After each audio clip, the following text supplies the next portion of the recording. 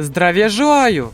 Как я вижу, тебе понравился прошлый ролик, судя по активу. Да и в сообществе ты выбрал айсберг по TDX. Ты же ведь проголосовал именно за этот вариант, правильно? В любом случае, еще больше месяца назад я составил этот огромный айсберг, в котором примерно 100 фактов. Я уверен, что ты и так знаешь, что означает формат айсберга. Не первый же день в интернете. Но сразу скажу, что... Ну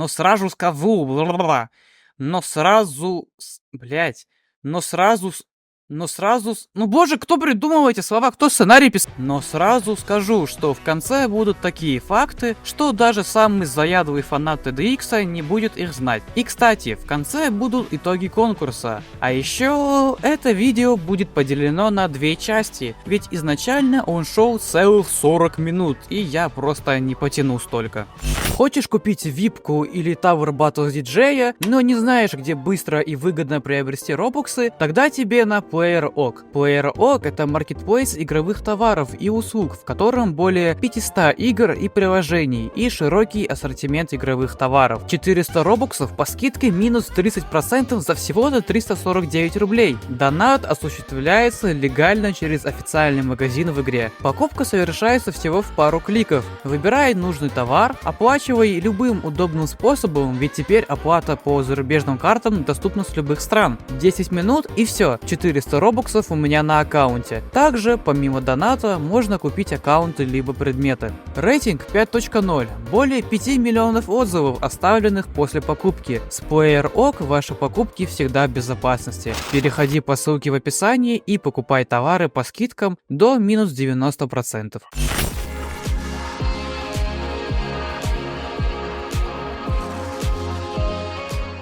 TDX. Банальное сокращение названия игры, что еще сказать. Джон Роблокс. Это автор этой игры. До этого был в составе разработчиков другого Tower Defense Place.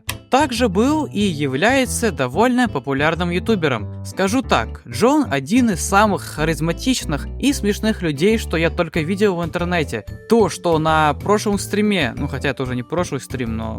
похер. Он должен был показать новые обновления игры, но вместо этого первую часть стрима просто кушал Доминос пиццу, а затем прилег поспать. А к концу вообще уходил на полчаса в туалет, пока стрим смотрели примерно 5000 человек. Да и вообще Джону ни в коем случае нельзя доверять. В хорошем смысле. TDS.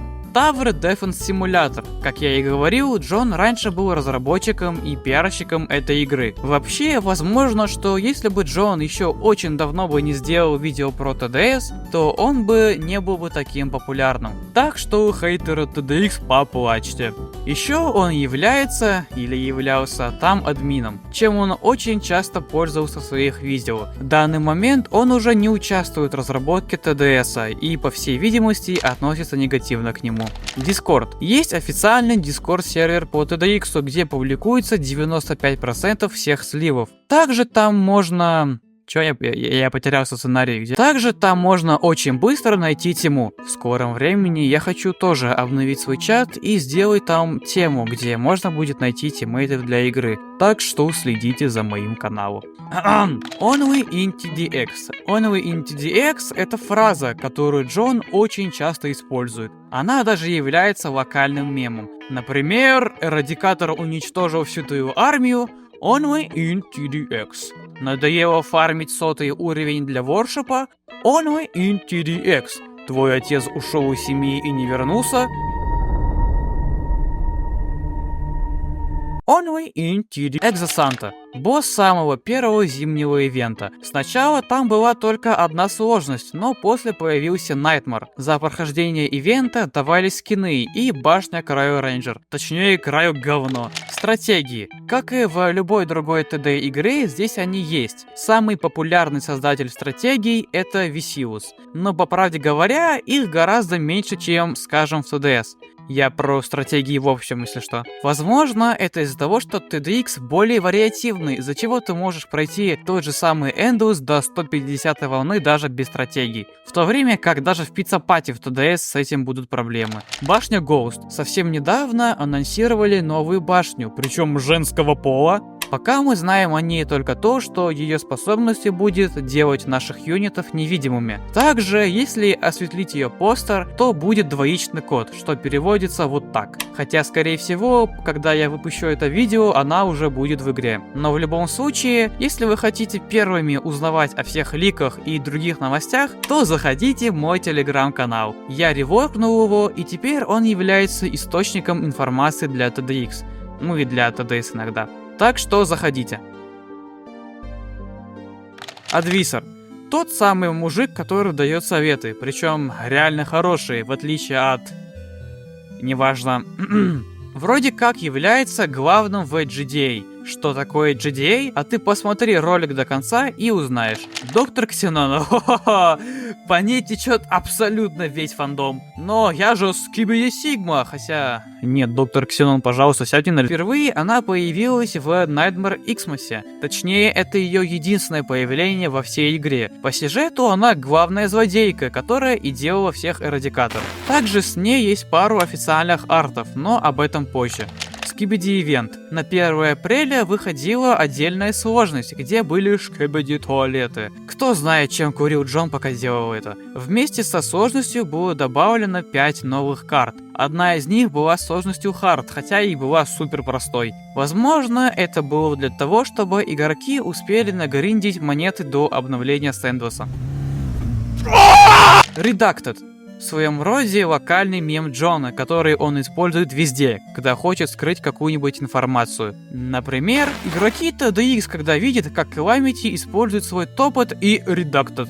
И все мы знаем, что делает Calamity в это время. Кровь. Когда игра только вышла, после смерти Зондри от них оставался кровавый туман. К сожалению, довольно быстро это убрали. И я не знаю почему, это выглядело очень круто. Возможно, из-за проблем с оптимизацией. Но я бы очень хотел, чтобы это вернули.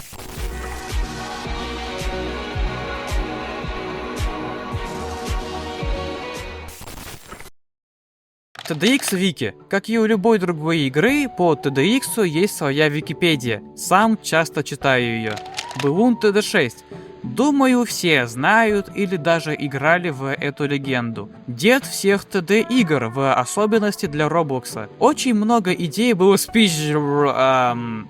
взяты оттуда. И не только TDX, а почти все TD игры это делали.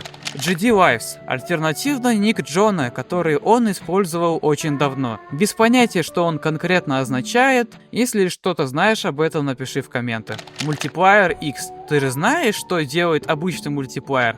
Правильно, умножает Зондри после смерти. Multiplier X делает то же самое, но с боссами. Впервые он появился в Nightmare Xmas, и все были просто в ахуе. Но самый рофл был в том, что если успеть убить оригинального Санту до того, как придет мультиплеер, то с большой вероятностью можно умереть от самого мультиплеера, ведь он нереально быстрый и имеет много здоровья. Позже эта гнида появилась в Эндосе. Ризлэйр. Мем в комьюнити, который появился из-за того, что у Мануэра очень завораживающие иконки прокачки. Вообще, это кажется единственное, почему Мануэра полностью не забыли. Если его вспоминают, то только этот мем, а не башню.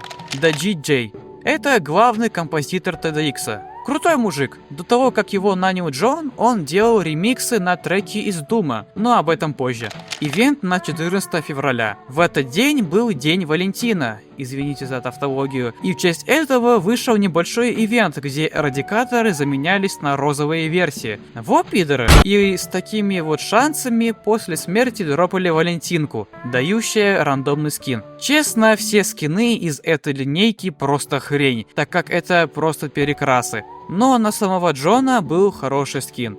Как говорится, был мужик, нет мужика. Doom. Джон очень большой фанат Дума, прям как и я. И это очень даже сказалось на игре. Во-первых, музыка, она охренеть как похожа по стилю на треки из Дума.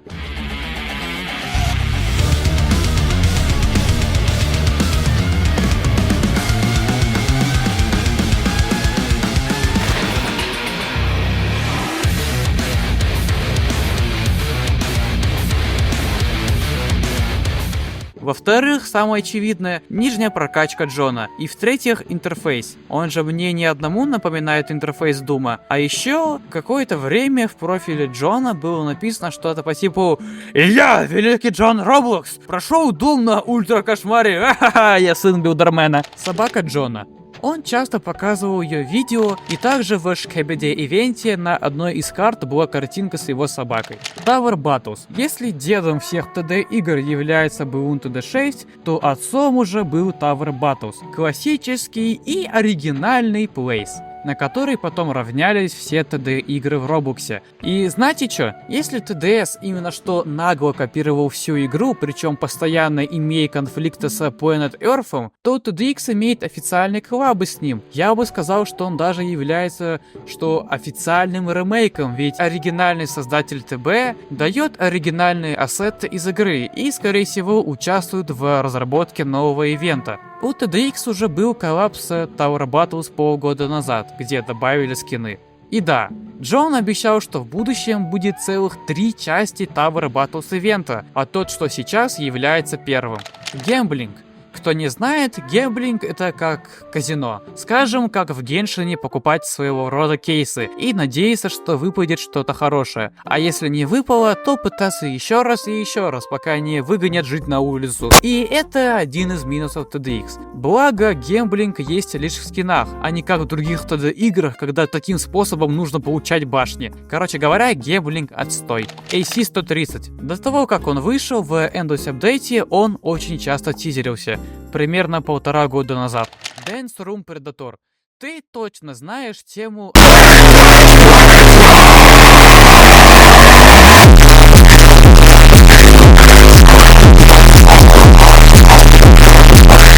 Так вот, оригинальный трек назывался именно так и вышел еще очень давно, конкретно в том же альбоме, что и трек Радикатора МК2, но после главный дроп поменяли, вот таким он был раньше.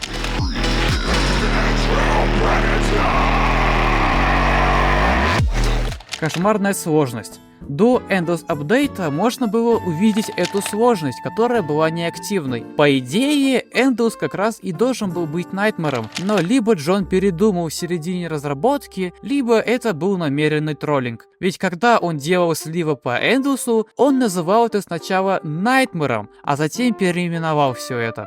В любом случае, Джон подтвердил, что Nightmare все-таки будет, и возможно будет даже сложнее, чем Endless. Золотой Манвейр. И нет, это не рофл. В своем недавнем стриме Джон показал его концепт-арт. На верхней прокачке у него появится арбалет, и у него будет способность, где он сможет ставить мины где угодно на карте. Скорее всего, Золотой Манвейр выйдет примерно в августе, вместе с летними скинами. Золотые эрадикаторы. Есть такой ютубер, Sok43, и в одном из своих видео, где он играл в Endless, на превью был Золотой Эрадикатор. Это, видимо, так вдохновило Джона, что он на следующий день реально их добавил. Золотой Эрадикатор МК4 появляется на 150 волне, а МК1С на 170.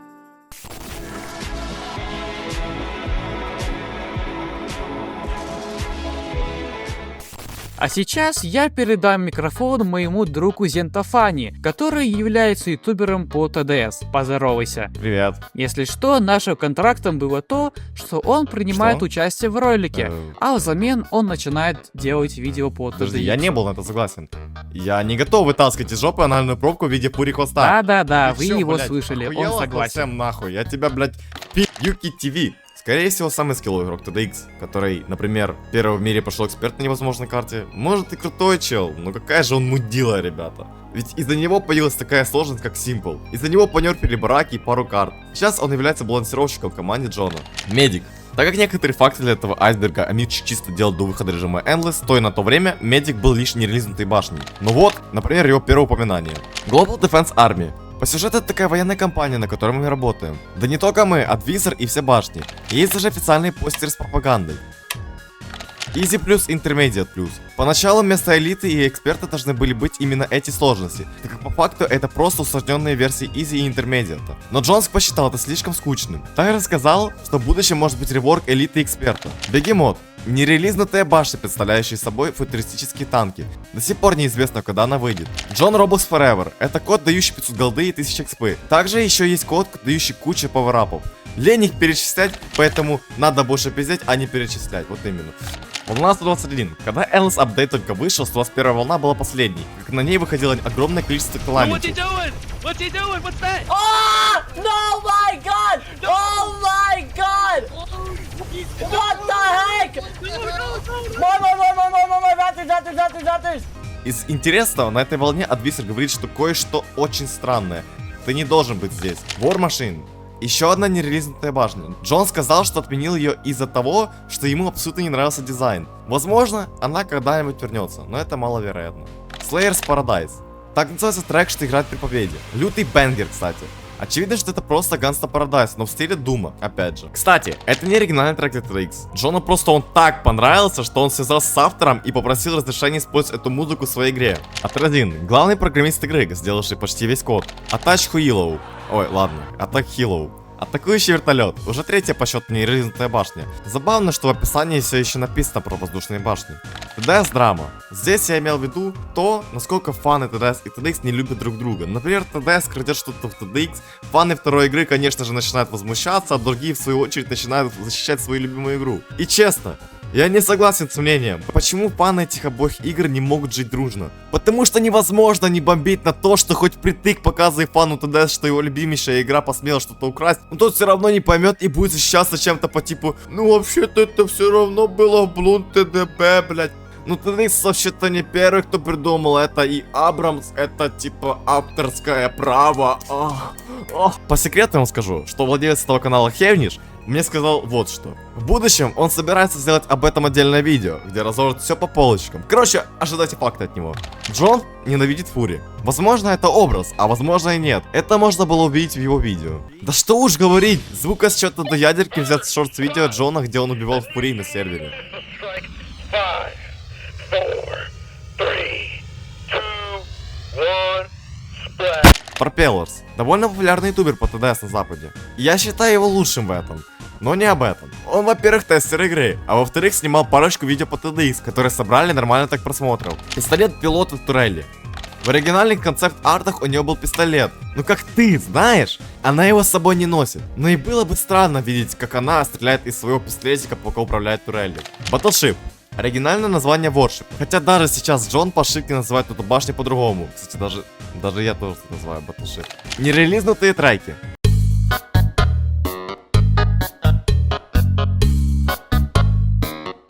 Будем с тобой надеяться, что в будущем они будут играть на всех картах. А то я задолбался слушать тишину. Неко Джаггернаут. Больше года назад Джонатан Роблоксиан публиковал будущий скин от Джаггернаута, который все еще не вышел. Ну, ждем. This player is real. Это достижение можно было получить, когда год назад игра открылась примерно на полчаса в честь 1 апреля. В награду эти игроки с этим бэджем теперь имеют партиклы для рейнджера. К сожалению, у меня и Хевниша нету таких достижений. А вот таким вышел ролик. Точнее, первая часть. Мы с тобой разобрали 3 слоя из 7. И если ты думаешь, что сейчас были слишком банальные факты, то просто глянь, что внизу. Работу над следующей частью я начну на... Ну, давайте на 2500 лайков под этим видео. Так что, давай. Точно, время итогов. Кто не знает, недавно я проводил конкурс на арты со своим новым персонажем.